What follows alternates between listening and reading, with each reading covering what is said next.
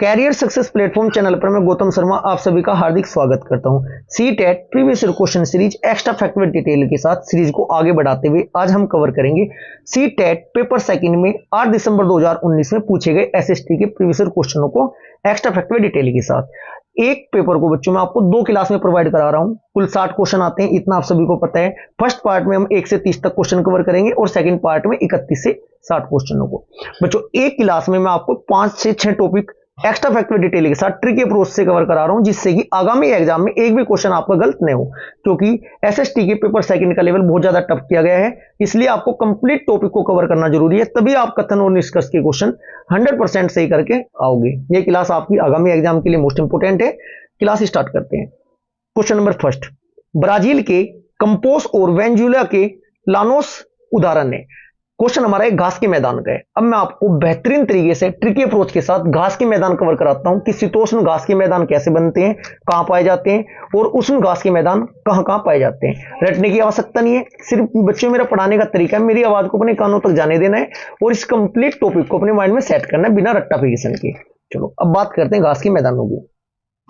जैसे कि आपका मानचित्र में है घास के मैदान। सबसे पहले मैं आपको थोड़ा डायग्राम के अकॉर्डिंग माइंड में सेट करता हूं। बच्चों आपकी 23.5 डिग्री पर उत्तर की साइड कर्क रेखा होती है और 23.5 डिग्री दक्षिण की साइड क्या होती है बच्चों, मकर रेखा। मकर रेखा आपकी ये रही, कर्क रेखा आपकी ये रही। कर्क रेखा और मकर रेखा के मध्य मिडिल में जितने भी लोकेशन में आपके घास के मैदान है वो आपके उष्ण घास के मैदान होंगे, मतलब कि गर्म घास के मैदान होंगे। जितने साइड कर्क रेखा से उत्तर की साइड घास के मैदान होंगे वो आपके शीतोष्ण मतलब ठंडे घास के मैदान होंगे। मकर रेखा से नीचे घास के मैदान जो होंगे वो आपके ठंडे घास के मैदान होंगे। सबसे पहले क्वेश्चन ये आता है कि कौन सा घास के मैदान कहां पाया जाता है। यही क्वेश्चन एग्जाम में बार बार गलत होता है। लगभग मैं आपको टॉप 10 घास के मैदान आज साथ के साथ 2 मिनट में कवर कराने वाला हूं। जैसे जैसे मैं कहता हूं ऐसे ऐसे अपने माइंड में सेट करते हुए चलना है, रट्टाफिकेशन की आवश्यकता नहीं पड़ने की। क्लियर है, आप समझ चुके होंगे कि जो आपके कर्क रेखा और मकर रेखा की लोकेशन है, इन दोनों के मध्य 23.5 डिग्री के मध्य जितने भी घास के मैदान होंगे आपके कैसे होंगे, गर्म घास के मैदान। और कर्क रेखा से ऊपरली साइड और मकर रेखा से नीचे की साइड कैसे घास के मैदान होंगे बच्चों, वो आपके शीतोष्ण घास के मैदान होंगे, जिनको ठंडे घास के मैदान बोलते हैं। चलो अब इनको याद करते हैं। याद कैसे करेंगे देखिएगा अच्छे से। घास के मैदान 2 प्रकार के होते हैं। नंबर 1 उष्ण कटिबंधीय घास के मैदान, गर्म घास के मैदान बोला जाता है इनको। शीतोष्ण कटिबंधीय घास के मैदान मतलब ठंडे घास के मैदान होंगे। या आप ऐसा भी कह सकते हो 10 डिग्री से 25 डिग्री अक्षांश के मध्य जो घास के मैदान होंगे वो आपके उष्ण घास के मैदान होंगे, और 30 और 45 डिग्री अक्षांश के मध्य जो घास के मैदान होंगे वो आपके शीतोष्ण घास के मैदान होंगे। बात ऐसे याद कर लीजिए, या डायरेक्ट जैसे मैं आपको कर्क रेखा और मकर रेखा के अकॉर्डिंग बता रहा था आपको ऐसे याद कर सकते हो।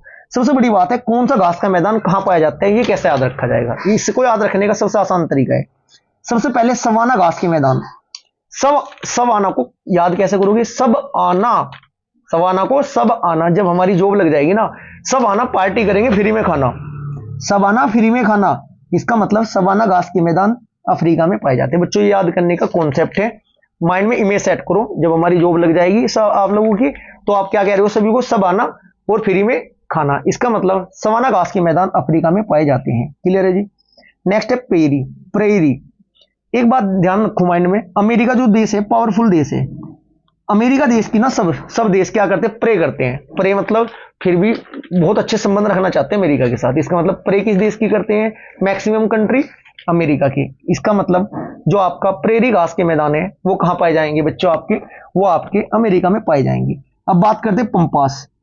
पंपास को पंप से याद करना है। पंप की जरूरत पड़ी थी, किसको पड़ी थी, टीना नाम की एक लड़की थी। देखिएगा पंप की जरूरत टीना नाम की एक लड़की को पड़ी थी। इसका मतलब पंपास घास के मैदान कहां पाए जाएंगे बच्चों, अर्जेंटीना में पाए जाएंगे। Argentina, Uruguay, Brazil. Next slide में जब मैं आपको महाद्वीप कवर कराऊंगा इसी पेपर में, तब मैं आपको लोकेशन बता दूंगा कि कौन सा देश कहां है और आप उसको माइंड में कैसे सेट करेंगे।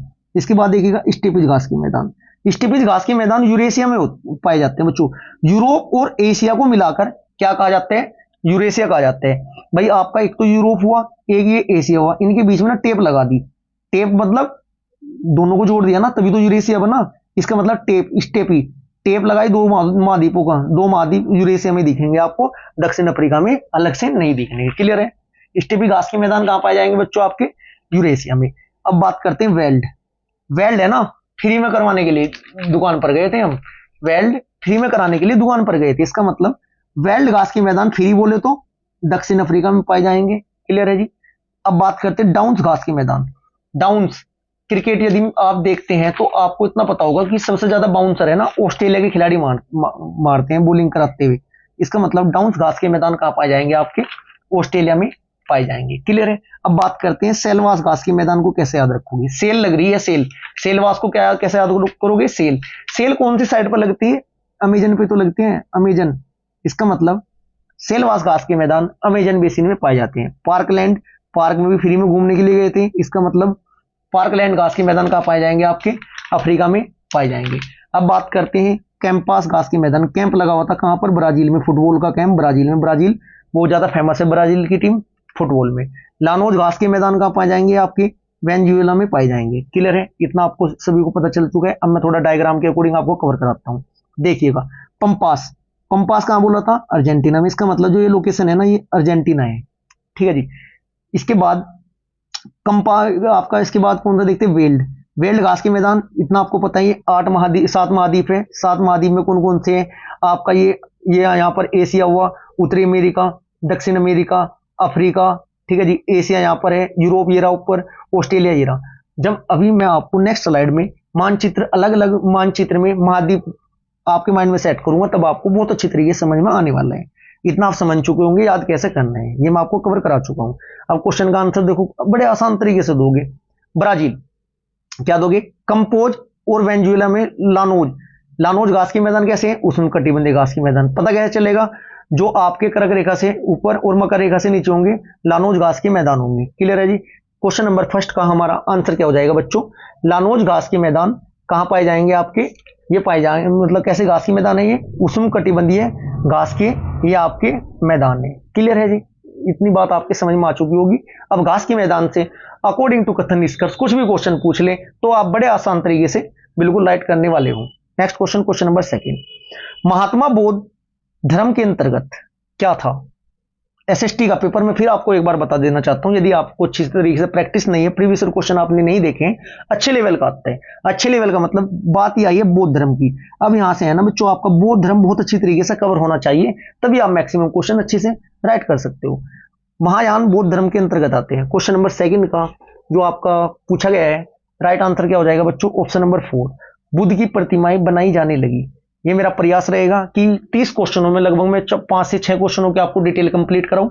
ये हमारी जो सीरीज है 2011 से लेकर 2024 तक सभी पेपर में प्रीवियस ईयर आपको सोल्व करा दूंगा एक्स्ट्रा फैक्टर डिटेल के साथ। यदि एक पेपर में आपकी 5 टॉपिक कवर हो रहे हैं, लगभग मैं आपको 20 पेपर कवर कराने वाला हूं, 20 पंजे 100 टॉपिक तो मैं आपको कंप्लीट ट्रिक के साथ ऐसे ही कवर करा दूंगा, अलग से भी आपको प्रयास करने की आवश्यकता नहीं पड़ने की।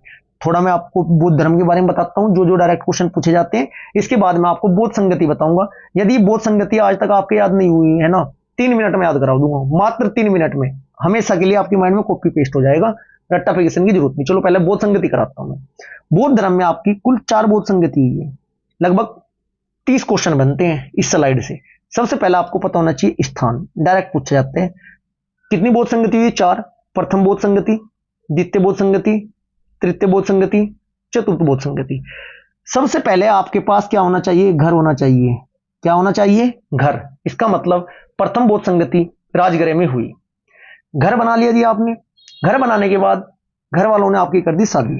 शादी हुई वैशाली नाम की लड़की से। इसका मतलब पहले घर बनेगा, घर बन चुका है। घर बनने के बाद घर कब बनेगा, जब शादी होने की टाइम आएगा ना, तभी तो मैक्सिमम मतलब घर बनाते हैं। घर बन चुका है हमारा, शादी हुई वैशाली से। दूसरी बौद्ध संगति आपकी वैशाली में हुई। पहली बौद्ध संगति पहले में घर बनाया, दूसरी में शादी हो चुकी है वैशाली से, तीसरी घर बन चुका है, शादी वैशाली से हो चुकी है, एक फिर पुत्र हुआ। तीसरी बौद्ध संगति हुई बच्चों आपकी कहां, पाटलिपुत्र में। और फिर पुत्र होने के बाद घूमने के लिए गए कश्मीर में। चौथी बौद्ध संगति हुई है कश्मीर में। कैसे याद कराया मैंने, सबसे पहले घर बनाया, राजगृह में प्रथम बौद्ध संगति हुई। द्वितीय बौद्ध संगति फिर शादी हुई वैशाली नाम की लड़की से, दूसरी बौद्ध संगति वैशाली में हुई। तीसरी फिर एक पुत्र हुआ, तीसरी बौद्ध संगति पाटलिपुत्र में हुई। फिर घूमने गए कश्मीर, चौथी आपकी कुंडलवन कश्मीर में हुई। स्थान आपके याद हो चुके हैं। अब मैं बात करता हूं किसके शासनकाल में, इनको याद कैसे करोगे। सबसे पहले आपको बोलना, मेरा एक शत्रु है। प्रथम बौद्ध संगति अजात शत्रु के शासनकाल में हुई। वो जो मेरा शत्रु है ना वो काला है, दूसरी बोध संगति काला अशोक के कार्यकाल में हुई है, शासनकाल में हुई। उसका नाम अशोक है, तीसरी बोध संगति अशोक के शासनकाल में हुई। चौथी वो कनिष्क का भाई है या चाचा है, ताऊ है, मामा है, फूफा है, जो भी आप कह सकते हो वो कह सकते हो, सिर्फ याद करने का तरीका बता रहा हूं मैं आपको। घर बना, वैशाली से शादी हुई, पुत्र हुआ, कश्मीर घूमने चले गए। 4 स्थान हमारे याद हो चुके हैं। शासनकाल, हमारा एक शत्रु है, वो शत्रु काला है, उसका नाम अशोक है, और वो कनिष्क का भाई, चाचा, मामा, फूफा, ताऊ जो भी है आप याद कर सकते हो। 4 आपके शासनकाल हो चुके याद। अब मैं बात करता हूं क्या अध्यक्ष। महाकश्यप जो पहली बोध संगति होगी उसके जो अध्यक्ष होंगे महान आदमी तो होंगे, महान आदमी से महा याद रखना, महाकश्यप में बड़े आराम से ऑप्शन के अकॉर्डिंग आप राइट आंसर एग्जाम में लगा कर आओगे। सब्बा कामी, वो जो दूसरा है वो सब काम करता है। तीसरी बोध संगति मोगली पुत्र तिस्क के तय से तीसरा, तय से तिस्क, और चौथा वसुमित्र। 4 मेरे मित्र है। ऐसे आप इनके अध्यक्ष को भी बड़े आसान तरीके से याद रख सकते हो। देखो एक बार प्रयास करना पड़ेगा, 2 या 3 बार समझना पड़ेगा, एक बार लिखकर देख लेना, दोबारा टॉपिक पढ़ने की आवश्यकता नहीं होने की। एक बार पॉपुलर वीडियो में जाकर लास्ट ईयर की सीटेट की क्लास ट्रिक अप्रोच वाली देखना, मैक्सिमम टॉपिक आपके कवर कराएंगे। यदि आपको जीके जीएस को याद करने में प्रॉब्लम होती है तो लिंक डिस्क्रिप्शन बॉक्स में दिया गया है प्लेलिस्ट का, लास्ट ईयर की सीटेट की क्लास का, एक बार देखिएगा जरूर। अब बात करते हैं समयावधि। पहली जो आपकी 483 ईसा पूर्व हुई, दूसरी 383 ईसा पूर्व, तीसरी 255 ईसा पूर्व, चौथी प्रथम शताब्दी में। ये याद हो चुके हैं। अब मैं आपको बौद्ध धर्म के इंपोर्टेंट पॉइंट जहां से क्वेश्चन पूछे जाते हैं वो कवर कराता हूं। सबसे पहले आपको ये पता होना चाहिए बच्चों, बौद्ध धर्म के वास्तविक संस्थापक महात्मा बुद्ध थे जी। जन्म कब हुआ था इनका? 563 ईसा पूर्व में हुआ था। इस स्लाइड से आपको सीटेट 2024 में एक क्वेश्चन पक्का है आपका, कथन निष्कर्ष में पूछ सकता है, डायरेक्ट भी पूछ सकता है, वो समय की बात है, इसलिए टॉपिक कंप्लीट कीजिए कवर। गौतम बुद्ध का जन्म 563 ईसा पूर्व में हुआ था। जन्म स्थान बार बार एग्जाम में पूछा जाता है, लुम्बिनी में हुआ था। लुम्बिनी। कपिल वस्तु वर्तमान में कहां है बच्चों? ये आपका रुमनदेई है, नेपाल में। पिताजी का नाम क्या था गौतम बुद्ध जी के? शुद्धोधन था। ये पूछा जाता है शुद्धोधन वो किस वंश के थे? शाक्यों के राज्य कपिल वस्तु के शासक थे। माता का नाम महामाया देवी जी था। ये कोलिय गणराज्य की थी। बचपन का नाम इनका सिद्धार्थ था गौतम बुद्ध का। गोत्र था इनका गौतम। पालन पोषण इनकी मौसी ने किया था, ये माता बोलते हैं प्रजापति गौतमी ने। चलिए जी। पत्नी का नाम गौतम बुद्ध की क्या था? यशोधरा था, जो कोलिय गणराज्य की राजकुमारी थी। पुत्र का नाम गौतम बुद्ध जी के क्या था? राहुल था। सारथी का नाम चन्ना था। घोड़े का नाम कंथक था। ज्ञान की प्राप्ति कहां पर हुई थी? क्वेश्चन एग्जाम में कथन के अकॉर्डिंग आपके सामने आ सकता है। बोध गया में हुई थी, जो कि बिहार में। किस नदी के तट पर हुई थी? निरंजना नदी के तट पर हुई थी। ठीक है जी। घटना को क्या बोला गया? संबोधि बोला गया। प्रथम उपदेश ऋषि पतनम में दिया, जो कि सारनाथ में है। शिष्य कौन थे इनके? आनंद व उपाली, 2 इनके शिष्य थे जो फेमस थे। धर्म प्रचार का स्थल इनका साक्य, काशी, मगध, मग, मल, वज्जी, कौशल राज्य में हुआ था। अंतिम जीवन का अंत कहां हुआ? महापरिनिर्वाण इसको कहा गया है। ठीक है जी। महापरिनिर्वाण इसको कहा गया है घटना को 483 ईसा पूर्व में 80 वर्ष की अवस्था में दिन बैसाखी का था। पूर्णिमा स्थल कुशीनगर में इनका क्या हुआ था बच्चों? इनका क्या हुआ था? महापरिनिर्वाण हुआ था, मतलब कि मृत्यु इनकी आपकी हुई थी। क्लियर है जी? इतनी बात समझ में आई आपके? नेक्स्ट आपका जो क्वेश्चन पूछा जाता है एग्जाम में उसको भी कवर करते हैं। इंपोर्टेंट क्वेश्चन है आपके। क्वेश्चन क्या क्या पूछे जाते हैं? ग्रह त्याग की घटना को क्या कहा गया है? गौतम बुद्ध जी के ग्रह त्याग की घटना को महाविष्णिकर्मण कहा गया है। नेक्स्ट क्वेश्चन जो इंपोर्टेंट है, बुद्ध के प्रथम गुरु कौन थे? अलार कलाम थे। सांख्य दर्शन की शिक्षा ली थी इन्होंने, गौतम बुद्ध जी ने इनसे। बुद्ध के द्वितीय गुरु कौन थे? रुद्र राम पुत्र थे इनके द्वितीय गुरु। ये तो इतना इंपोर्टेंट क्वेश्चन नहीं, फिर भी मैं आपको कवर करा रहा हूं। नेक्स्ट क्वेश्चन, ये 2 क्वेश्चन मोस्ट इंपोर्टेंट है, डायरेक्ट एग्जाम में पूछे जाएंगे। बुद्ध ने प्रथम उपदेश कहां पर दिया था? सारनाथ में दिया था। प्रथम उपदेश को क्या कहा गया है? धर्म चक्र परिवर्तन कहा गया है। बुद्ध ने अपने उपदेश किस भाषा में दिए? पाली भाषा में दिए हैं। बुद्ध ने सर्वाधिक उपदेश कहां दिए? श्रावस्ती में दिए हैं। ज्ञान प्राप्त होने की घटना को संबोधि कहा गया है। ऐसे आपको कंप्लीट टॉपिक कवर करना है यदि आप चाहते हो कि सीटेट 2024 एसएसटी में आप अच्छा स्कोर करना चाहते हो। एसएसटी की क्या बात बच्चों, मैथ की भी मैं आपके प्रीवियस ईयर क्वेश्चनों की without formula without x solve करा रहा हूं। एक बार जाकर मैथ की भी क्लास देखिएगा। यदि आपको मैथ से डर लगता है तो मैथ से डर लगना आपका समाप्त हो जाएगा हमेशा के लिए। क्वेश्चन नंबर हमारा क्या था बच्चों? क्वेश्चन नंबर था हमारा सेकंड। चलो क्वेश्चन नंबर थर्ड देखते हैं। क्वेश्चन नंबर थर्ड क्या कहता है, अंतरिक्ष में प्रवेश करने वाले उल्कापिंड वायुमंडल के किस परत में जाने पर जल जाते हैं। चलो देखते हैं क्वेश्चन, आंसर आप स्वयं बताओगे, मैं आंसर आपको नहीं बताऊंगा, आपको मैं कंप्लीट टॉपिक कवर करा रहा हूं, उसके अकॉर्डिंग फिर आप आंसर अपने आप देख लेना कि आंसर क्या है। क्वेश्चन नंबर हमारा है थर्ड में, पहले मैं आपको थोड़ा वायुमंडल कवर करा देता हूं। डायरेक्ट आपको ये पता होना चाहिए, वायुमंडल में, हमारे वायुमंडल में कुल 5 परतें हैं। नंबर 1 परत का नाम है सौमंडल, जिसे इंग्लिश में ट्रोपोस्फियर कहते हैं। नंबर दूसरा जो मंडल है, जैसे जैसे आप पृथ्वी की सतह से ऊपर जाओगे, दूसरे नंबर का आपका जो लेयर होती है या मंडल होता है बच्चों, या परत होती है या लेयर होती है, उसको कहा गया है समताप मंडल। तीसरे नंबर पर आता है आपका मध्य मंडल, चौथे नंबर पर आता है आपका आयन मंडल, और 5वें नंबर पर आपका आता है बच्चों, क्या आता है 5वें नंबर पर बाह्य मंडल। क्लियर है, इतना आपको मैं बता चुका हूं। अब सौमंडल से डायरेक्ट क्वेश्चन पहला ये पूछा जाता है, पृथ्वी की सतह के सबसे नजदीक, ये पृथ्वी की सतह आपकी है, जो मैं ग्रीन जो ब्लैक करूं, पेन चेंज कर लेते हैं, ये आपकी पृथ्वी की सतह, पृथ्वी की सतह के नजदीक सबसे पहले कौन सा लेयर होती है, मंडल होता है। राइट आंसर होता है आपका सौमंडल। सौमंडल को संवहन मंडल भी कहा जाता है। सौमंडल में कौन कौन से क्वेश्चन बनते हैं बच्चों आपके, सबसे पहले एग्जाम में पूछा जाता है कि वायुमंडलीय घटनाएं किस मंडल में देखने को मिलती है। वायुमंडलीय घटनाएं किस मंडल में देखने को आपको मिलती है, ये आपको पता होना चाहिए किस मंडल में मिलती है बच्चों, ये आपकी सौमंडल में मिलती है। सबसे ज्यादा घनत्व किस लेयर का होता है, या कौन सी मंडल का होता है, या कौन सी परत का होता है, लेयर का होता है, सबसे ज्यादा घनत्व आपका सौमंडल का होता है। क्यों होता है, क्योंकि ये सौमंडल पृथ्वी की सतह की सबसे ज्यादा नजदीक है, इसलिए इसका घनत्व सबसे ज्यादा होता है। ग्रीन हाउस प्रभाव किस लेयर में देखने को पाया जाता है, यह आपका सौमंडल में पाया जाता है। इसकी लंबाई पृथ्वी की सतह से लगभग 18 किलोमीटर तक होती है। अब बात करते हैं समताप मंडल की। ओजोन लेयर, ओजोन लेयर किस मंडल में पाई जाती है, समताप मंडल में पाई जाती है। लगभग 50 किलोमीटर तक की ऊंचाई पर होती है बच्चों। ये क्लोरोफ्लोरोकार्बन के नुकसान पहुंचा रही है पराबैंगनी किरणें, ये यहीं पर आके आपका बच्चों, ये किस लेयर में पाई जाती है, ओजोन लेयर, ओजोन मंडल में पाई जाती है। ताप समान किस लेयर का होता है, ओजोन लेयर का, इसका समताप मंडल का होता है। मौसमी घटनाएं किस में नहीं होती, समताप मंडल में नहीं होती। हवाई जहाज, एरोप्लेन वगैरह किस मंडल में उड़ते हैं, ये आपके इसी मंडल में आपके उड़ते हैं। क्लियर है जी। अब बात करते हैं मध्यमंडल। मध्यमंडल हुआ, जितनी रेडियो तरंगे हैं सारी बच्चों आपकी आयन मंडल में होगी, और सभी गैसें आपकी बाह्य मंडल में देखने को मिलती है। इसका मतलब क्या, अंतरिक्ष में प्रवेश उल्कापिंड वायुमंडल के किस परत में आने पर जल जाते हैं, ये आपका राइट आंसर होगा। कौन से उसमें जल जाते हैं बच्चों, ये आपके बाह्य मंडल में जल जाते हैं। ठीक है जी। घर्षण किस कारण जलते हैं, इस बात का ध्यान रखना है। ये पूछा जाता है किस कारण जलते हैं, वहां से कुछ लाइट थोड़ा है या आग थोड़ा है जो जला देगी, घर्षण के कारण जलते हैं। Next question, question number 4। 1857 की क्रांति इंपोर्टेंट टॉपिक है, अच्छे से माइंड में सेट कर लेना। इसी क्लास में इसी क्वेश्चन के साथ मैक्सिमम क्वेश्चन मैं आपको कवर करा दूंगा। डायरेक्ट क्वेश्चन पूछे जाते हैं 1857 की क्रांति के ब्रिटिश सेनापति, भारतीय सेनापति, यदि आज तक आपके याद नहीं है, साथ के साथ याद करते हुए चलेंगे। क्वेश्चन नंबर 4, 1857 के विद्रोह के बाद अंग्रेजों ने किस प्रकार भारत में अपने नियंत्रण को समेकित किया। मोस्ट इंपोर्टेंट क्वेश्चन है 1857 की क्रांति। क्लियर है जी। देखते हैं 1857 की क्रांति में मैं आपको पहले थोड़ा डिटेल बताऊंगा, कहां से किसने नेतृत्व किया। ठीक है, ट्रिक से याद करेंगे हम। सबसे पहले बात करते हैं 1857 की क्रांति की भारतीय सेनापति, कौन सा सेनापति कहां से बिलोंग करता था।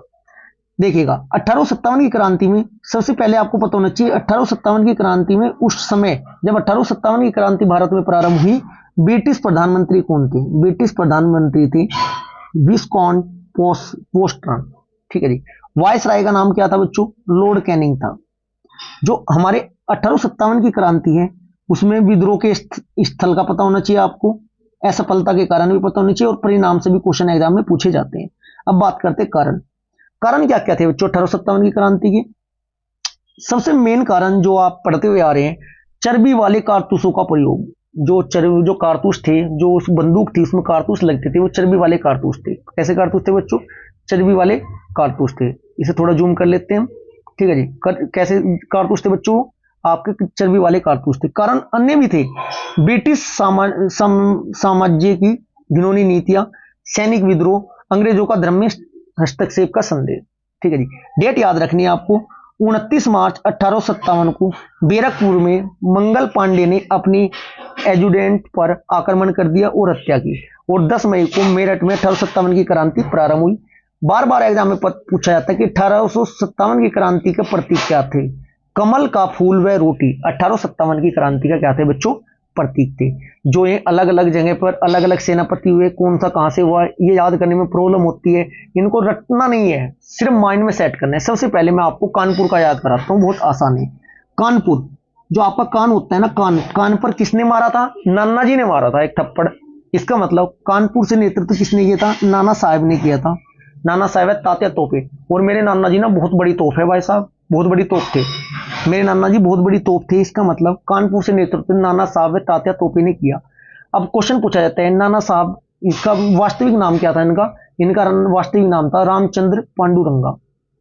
अन्य भी थे, अजीमुल्ला खां भी थे, सलाहकार थे इनके मित्र। मान सिंह ने तात्या तोपे को ना धोखे से पकड़वाया और फिर उनको फांसी हुई। ये पूछा जा सकता है कि धोखे से किसने पकड़वाया, इसलिए इसको टॉपिक को भी कवर कर लेना। एक क्वेश्चन आता है लखनऊ से नेतृत्व किसने किया। लखनऊ में भाई बेगम हजरत महल थी, लखनऊ में जो अब भी है बेगम हजरत महल, जैसे उनकी वहां पर इमारतें बनी हुई है, इतना आपको पता ही होगा। झांसी से नेतृत्व किसने किया, झांसी लक्ष्मीबाई ने किया। जन्म इनका कहां हुआ था, वाराणसी में हुआ था। इनका विवाह किससे हुआ था, झांसी के राजा गंगाधर राव जी से विवाह हुआ था इनका, उनकी विधवा थी। डलहौजी ने हड़प के सिद्धांत के अनुसार इनके राज्यों को 1853 में ब्रिटिश साम्राज्य में मिला लिया था। हड़प का सिद्धांत क्या था, जिनके लड़का नहीं होता था उनके राज्यों को दत्तक पुत्र या गोद लिया हुआ पुत्र लेकर उसे राजा बनाने का वहां पर उन्होंने पाबंदी लगा दी थी। जिसके पुत्र नहीं है उसके राज्यों को अपने राज्य में मिला लेते थे अंग्रेज। बात करते हैं कि झांसी की रानी जो थी, रानी लक्ष्मीबाई की मृत्यु किससे लड़ते हुई थी। नाम याद रखना आपको, जनरल होयरोज से लड़ते हुए ये वीरगति को प्राप्त हो गई थी। अब बात करते हैं बरेली से नेतृत्व किसने किया, खान बहादुर खान ने किया था। क्लियर है जी। इलाहाबाद से मोहम्मद लियाकत अली ने किया था। असम से इंपोर्टेंट है, दीवान मनीराम जी ने किया था। फैजाबाद से मोहम्मद अहमदुल्ला शाह ने किया था। क्लियर है जी।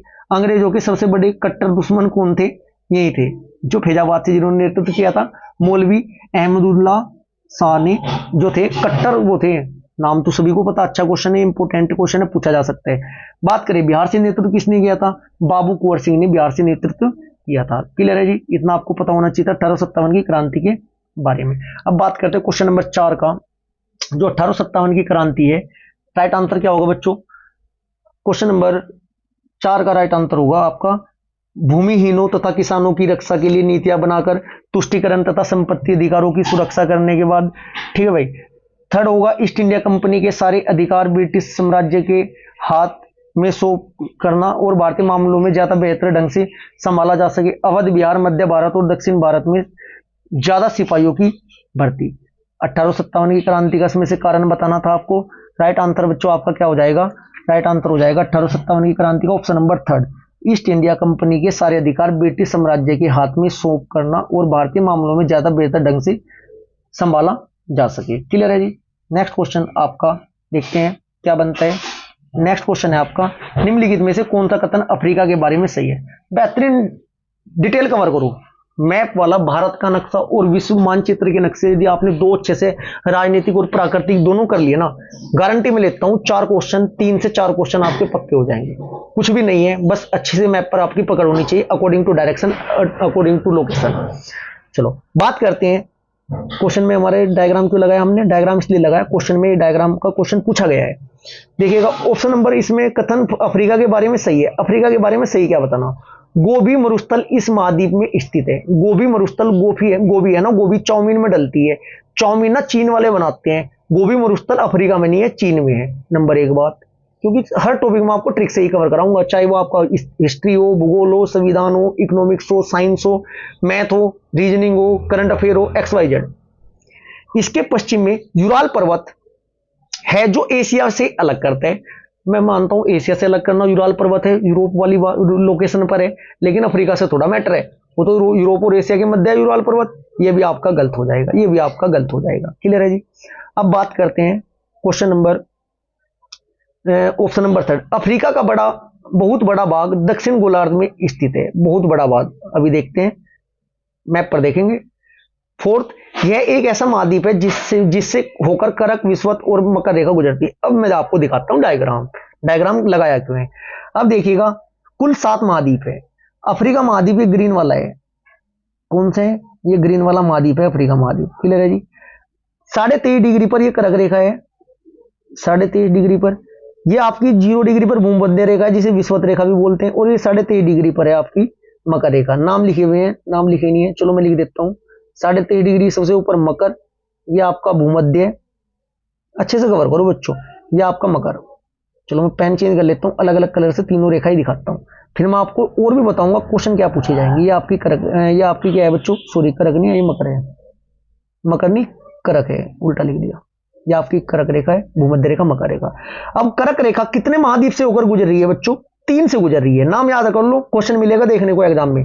करक रेखा कितने महाद्वीप से होकर गुजरती है, नंबर 1 उत्तरी America, number 2 Africa, number 3 Asia. चलो पहले मैं क्वेश्चन का आंसर बता देता हूं, फिर नेक्स्ट स्लाइड, इसी स्लाइड में आपको एक्स्ट्रा फैक्ट से कवर कराऊंगा आगामी एग्जाम के मोस्ट इंपोर्टेंट क्वेश्चन। कर्क रेखा गुजरी अफ्रीका से, भूमध्य रेखा ये गुजरी बच्चों अफ्रीका से, और मकर रेखा भी ये गुजरी अफ्रीका से। इसका मतलब ऑप्शन नंबर 4 वहां पर ठीक है कि अफ्रीका महाद्वीप से तीनों रेखाएं होकर गुजरती है। अब बात करते हैं, कर्क रेखा में आपको बता दी 3 महाद्वीप से होकर गुजरती है। अब बात करते हैं पेन चेंज कर कौन से महाद्वीप की बात करेंगे।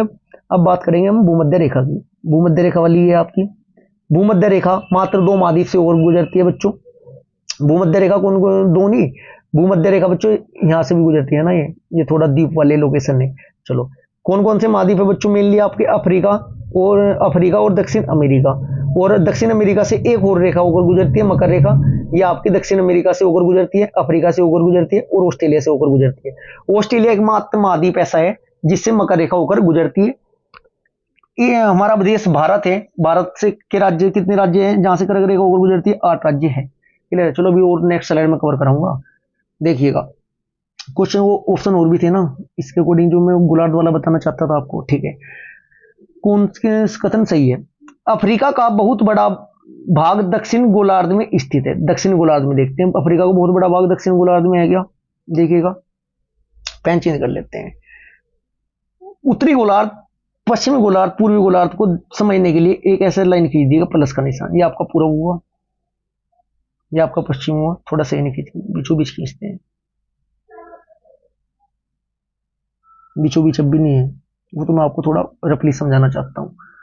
पूर्व पश्चिम, क्योंकि है ना यहाँ कौन जाती है, यहाँ पे लंदन को होकर जाती है, पूर्व पश्चिम उत्तर दक्षिण। अफ्रीका का बहुत बड़ा भूभाग कौन से गोलार्ध में कहा, ये तो आपका उत्तरी गोलार्ध हुआ, ये आपका पूर्वी गोलार्ध, पश्चिमी गोलार्ध, उत्तरी गोलार्ध, दक्षिणी गोलार्ध। ऑप्शन के अकॉर्डिंग क्या कह रहा था बच्चों, अफ्रीका का दक्षिणी गोलार्ध में स्थित है। अब ये देखो दक्षिणी गोलार्ध में कहाँ है, बहुत बड़ा भूभाग तो ऊपरली साइड है, ये तो नीचे छोटा भाग है, इसलिए ऑप्शन नंबर 3 वो आपका गलत था।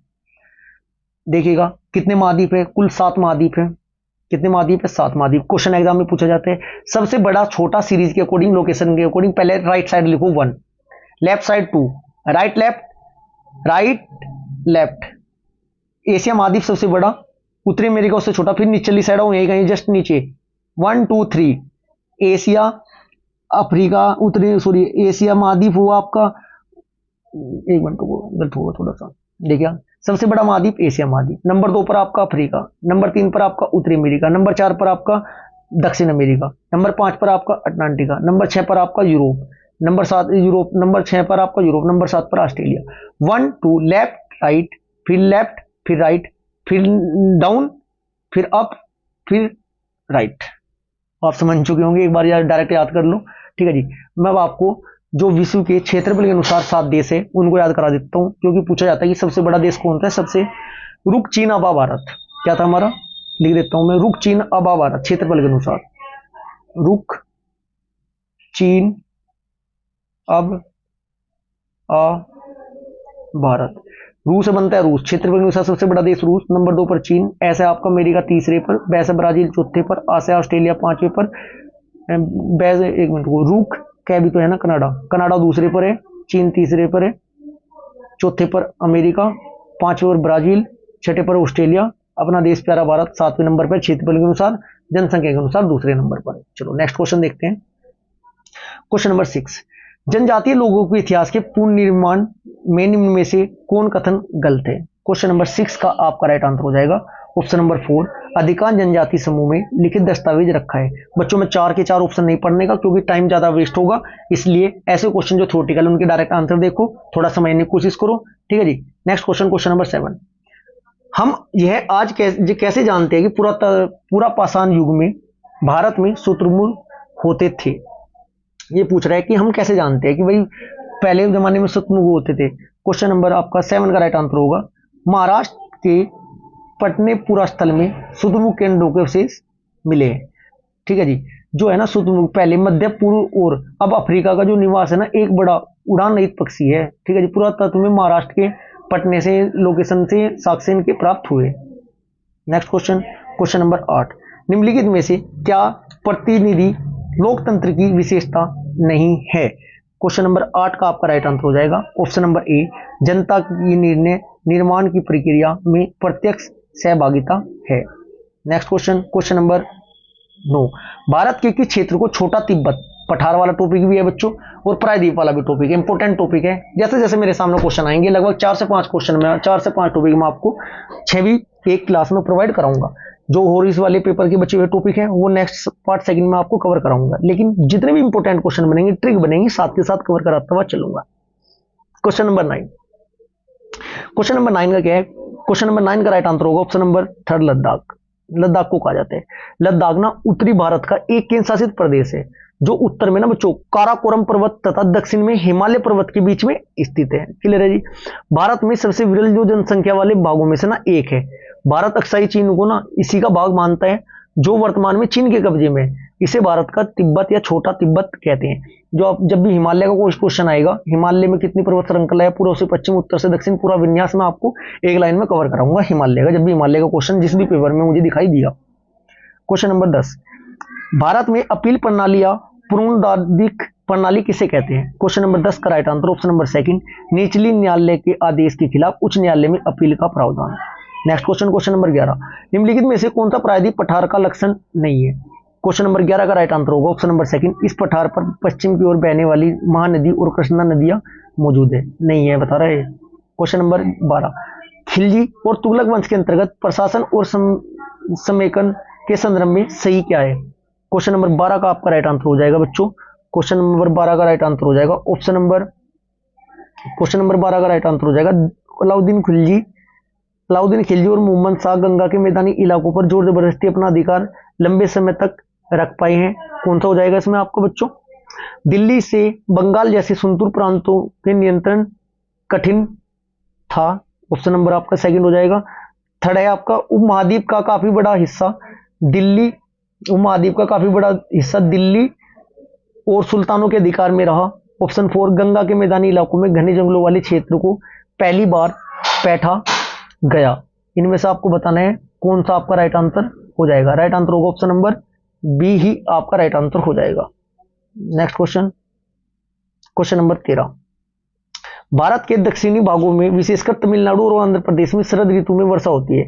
ये लौटते हुए मानसून के कारण होती है बच्चों। क्वेश्चन नंबर 13 का आपका राइट आंसर हो जाएगा ऑप्शन नंबर 1 हो जाएगा, लौटता monsoon.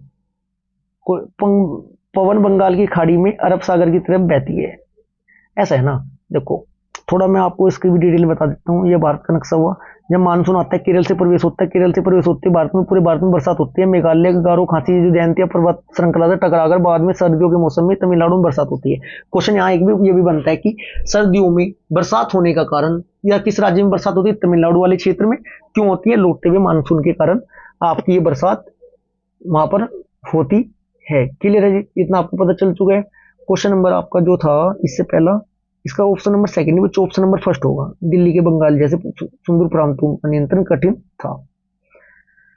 Next question, question number 14, निम्नलिखित में से कौन सा भ्रंशोत्तीय पर्वत है? क्वेश्चन नंबर 14 का आपका राइट आंसर होगा। पर्वत है बच्चों ये 3 प्रकार के होते हैं, ये भी मैं आपको कवर कराऊंगा जल्दी ही, ये ट्रिकी अप्रोच के साथ ये क्वेश्चन भी। क्वेश्चन नंबर 14 का आपका राइट आंसर हो जाएगा, क्या हो जाएगा बच्चों? ऑप्शन नंबर 2, वास्टजेस पर्वत। कैसा पर्वत है? वास्टजेस पर्वत। वास्टजेस पर्वत है बच्चों फ्रांस में। ब्लैक फॉरेस्ट कहाँ है बच्चों? आपका जर्मनी का है। साल्ट रेंज कहाँ है बच्चों? आपका पाकिस्तान के है। ठीक है जी। नेक्स्ट क्वेश्चन, क्वेश्चन नंबर 15, कथन ए, पृथ्वी से हमें चंद्रमा का केवल एक ही भाग दिखाई पड़ता है। कथन बी, चंद्रमा पृथ्वी का एक चक्कर लगभग 27 दिनों में पूरा करता है और लगभग इतने ही समय में वह अपने अक्ष पर एक चक्कर भी पूरा करता है।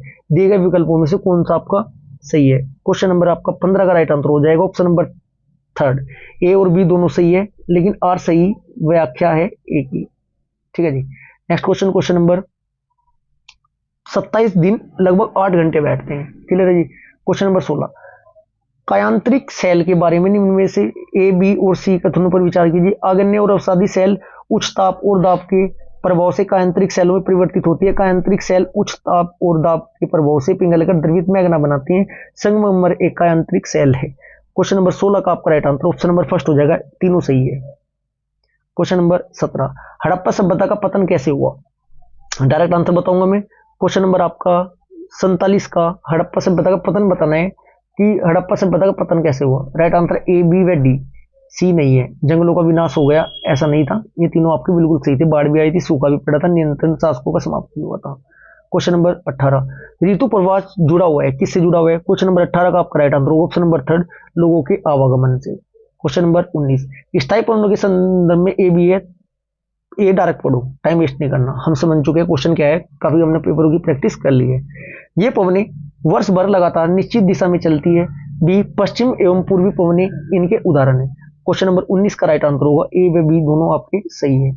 Next question, question number 20, BCE का तात्पर्य क्या है बच्चों? बीसीई का तात्पर्य before Christian era, full form है। क्वेश्चन नंबर 21, जलवायु के संबंध में, जलवायु वायुमंडल के दिन प्रतिदिन होने वाला परिवर्तन है। किसी स्थान की जलवायु सिर्फ उसकी ऊंचाई तथा ऊंचावच पर निर्भर करती है। क्वेश्चन नंबर 21 का आपका राइट आंसर क्या होगा बच्चों? ऑप्शन नंबर ए हो जाएगा, दोनों सही है। नेक्स्ट क्वेश्चन, क्वेश्चन नंबर 22, यह एक ऊर्जा स्रोत की पहचान। यह एक परंपरागत ऊर्जा का स्रोत है। यह ऊर्जा स्रोत तब निमुक्त होती है यह अपरिष्कृत तेल का धरातल पर लाया जाता है। क्वेश्चन नंबर 22 का राइट आंसर होगा ऑप्शन नंबर 4, प्राकृतिक गैस की बात हो रही है।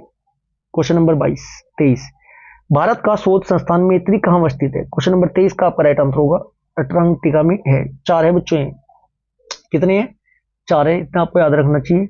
इसका निर्माण कब हुआ था? 1989 में हुआ था मैत्री का। इसके बाद भारत ने अपने अनुसंधान केंद्र दक्षिणी गंगोत्री को भी छोड़ दिया गया था।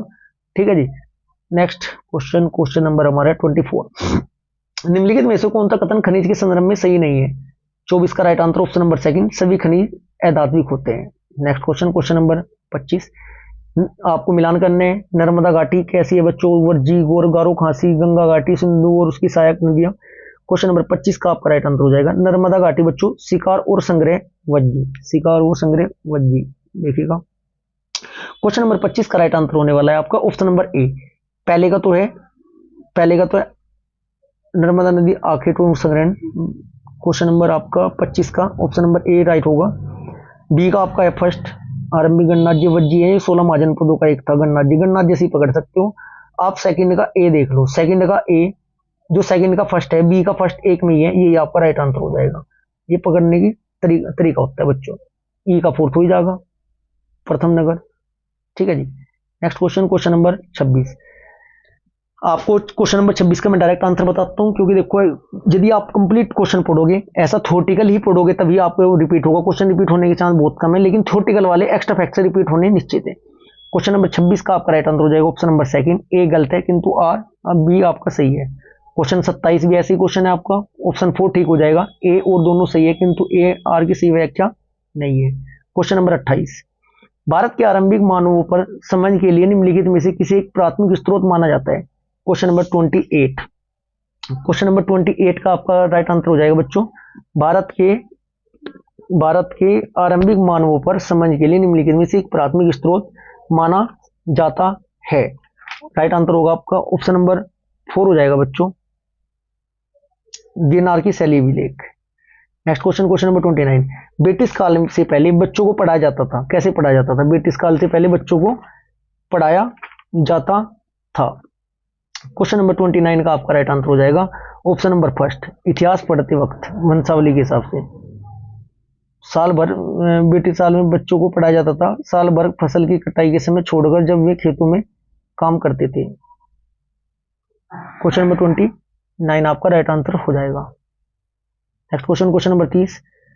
नीचे दो कथन दिए गए हैं आपके, इनमें 18वीं 19वीं शताब्दी का क्वेश्चन है आपका ये। इसमें पूछा है आपसे कि क्वेश्चन नंबर 30 का आपका राइट आंसर क्या हो जाएगा बच्चों? क्वेश्चन नंबर 30 का आपका राइट आंसर हो जाएगा ऑप्शन नंबर सेकंड। ए गलत है किंतु आर सही है। ये हमारी सामाजिक अध्ययन एसएसटी के पेपर फर्स्ट का पार्ट फर्स्ट यहीं पर समाप्त होता है। यदि क्लास अच्छी लगी तो आपको वीडियो को लाइक करें, चैनल सब्सक्राइब करें और वीडियो को ज़्यादा से ज़्यादा शेयर करें। इसका पार्ट सेकंड क्वेश्चन नंबर 31 से 60 तक मैं आपको नेक्स्ट क्लास में प्रोवाइड करा दूंगा। Thank you.